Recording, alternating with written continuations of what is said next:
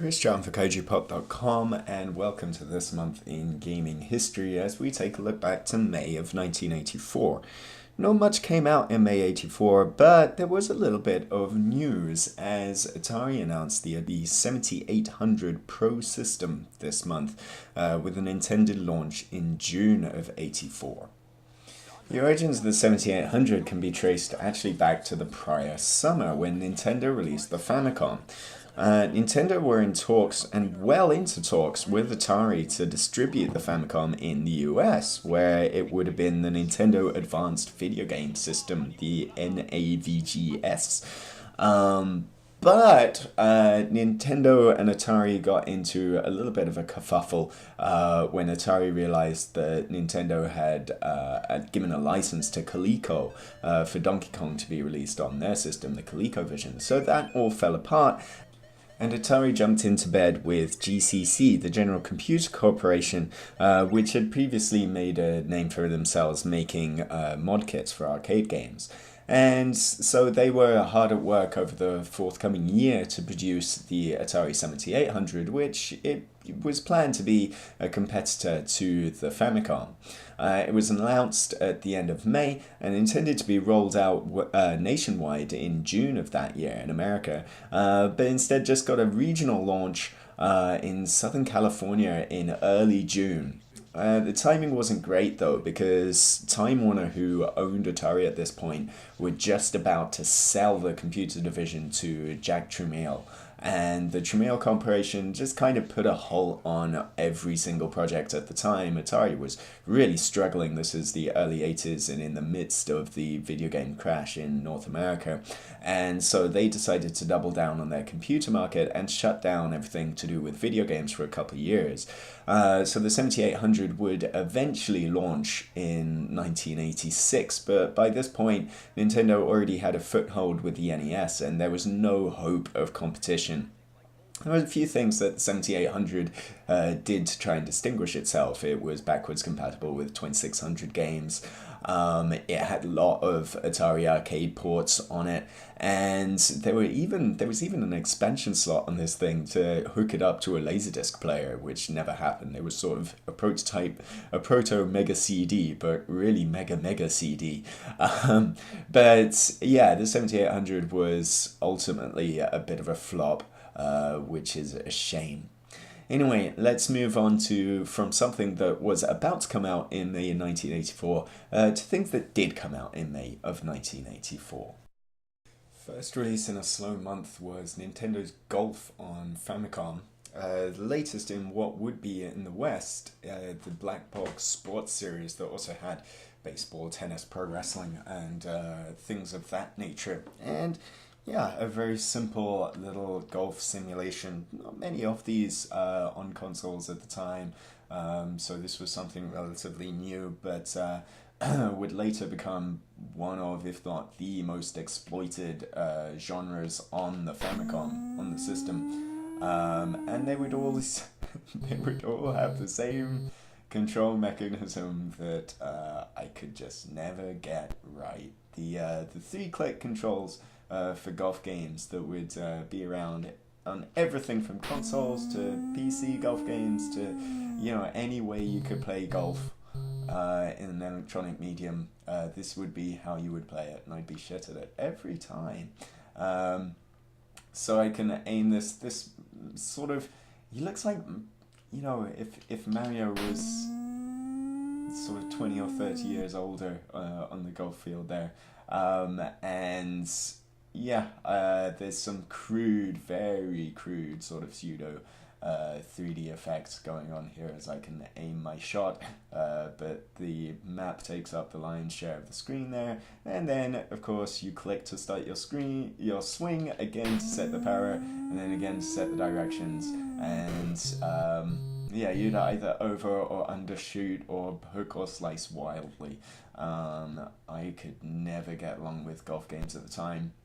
Another thing that's a little bit irritating about this golf game in particular is how little information you have. You can choose which club to use, and it kind of gives you a recommended club and leaves you with it, but you have no idea of how hard to hit the ball, other than by gauging a general look at the map. But I suppose looking at the manual might have information about that.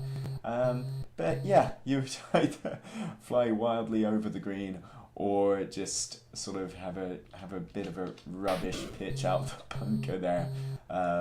So then you do that a couple of times, then you go, sod it, I'm just gonna whack it, and it still doesn't work. Is there a do I have a sandwich? Sandwich. Oh, there you go. Okay, I don't know why it didn't choose that. Great physics there. And then, yeah, putting, you have, at least it gives you a general idea of the lay of the land, but you have no idea of how hard to hit the ball, so it would always fly over the hole there. Yeah, the Nintendo's Golf in particular, this would lead to a sequel, which would be the Mario Open, which eventually would become the I suppose, in a way, the spiritual predecessor of the Mario Golf games we're getting today, with the new one coming out on 3DS imminently as I record this.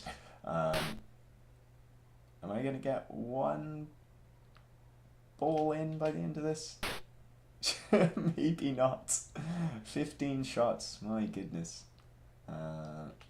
Just a little tap it in. There you go, get in. Yes, a bit of a chore to play, but for whatever reason, golf, much like baseball, these early Famicom black box sports titles would sell incredibly well, especially in Japan, and the golf game would become a huge genre over the next few years of the Famicom's life. Oh dear, in the water. Never mind. Let's move on. Second release of note this month, Datasoft's Bruce Lee on Atari 8-bits and C64, though it would later make its way to the Spectrum as well, under different publishers. But yeah, Bruce Lee, not a kind of a rarity at the time. I'm looking at the Spectrum version here, which is a little bit more gaudy than the more sophisticated C64 version. I can't think of many games that were licensed and based around a personality other than Bruce Lee. At the time, I suppose you had Chuck Norris's Super Kicks, but even then it would always be I suppose Bruce Norris, yeah, Chuck Norris's Super Kicks was around about the same time. But I think even when it was that, it would never be just, oh hey, here's a video game called Bruce Lee. That is an extreme rarity to just have a game named after a person. Anyway, this is kind of it's a sort of platform game of sorts, but it's also a fighting game. It's mixing all sorts of genres here. It almost feels, in a way, playing it now, like almost like Smash Brothers. Only, in a flip screen sense. The people sort of coming after me as as Bruce Lee, I'm running around, trying to punch them up and stuff, and not doing too good at it. Bruce can jump, and he can jump flat square in the air like that. Oh, and I've managed to pull off a flying kick there. I have no idea how. But that signature Bruce Lee kick is in there. That signature Bruce Lee kick that would later be the cover of Dragon, the Bruce Lee story. The film and then subsequent licensed game. So if you get a run up, you can do a super high kick. I suppose we were in a good run of really good sort of 8-bit platform games on 8-bit home computers, with this and Jet Set Willy last month and Pitfall 2 as well. They were all pretty cool, and Bruce Lee reviewed very well. It's very, very responsive, which is a rarity among games at the time.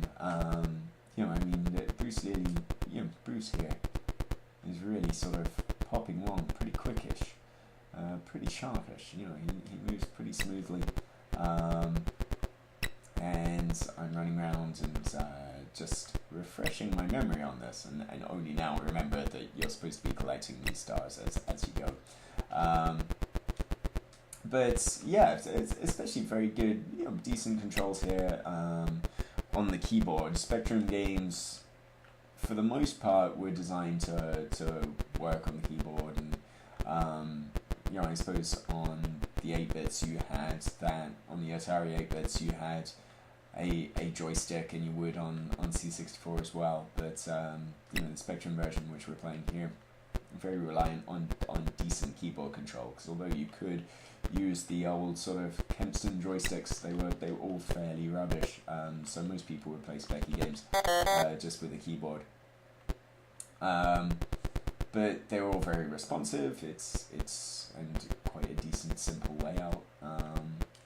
And yeah, apart from when you fall down, you look stupid doing so. This is quite a lot of fun.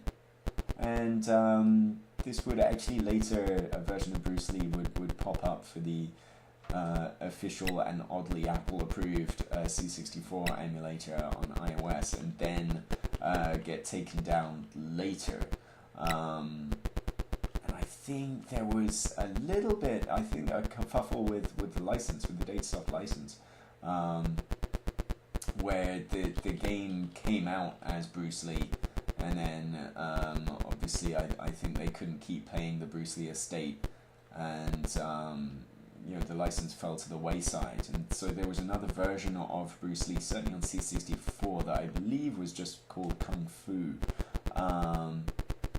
and then even there, I think that it would wind up sort of contradicting various other trademarks of the phrase Kung Fu of the era, but it wound up having a very generic name attached to it.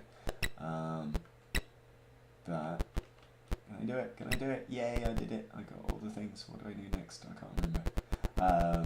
But yeah, anyway, Bruce Lee, a really good, fun game of from May 1984, and certainly the best game of the game of the old month.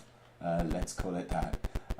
From May of 1994, a pretty good one, I think. And that wraps us up for this video. For more of the latest news from 1984 and 94, have a look at and 2004 for that matter, have a look at the full This Month in Gaming History feature on kaijupod.com. Chris Charlton, thanks for watching, bye.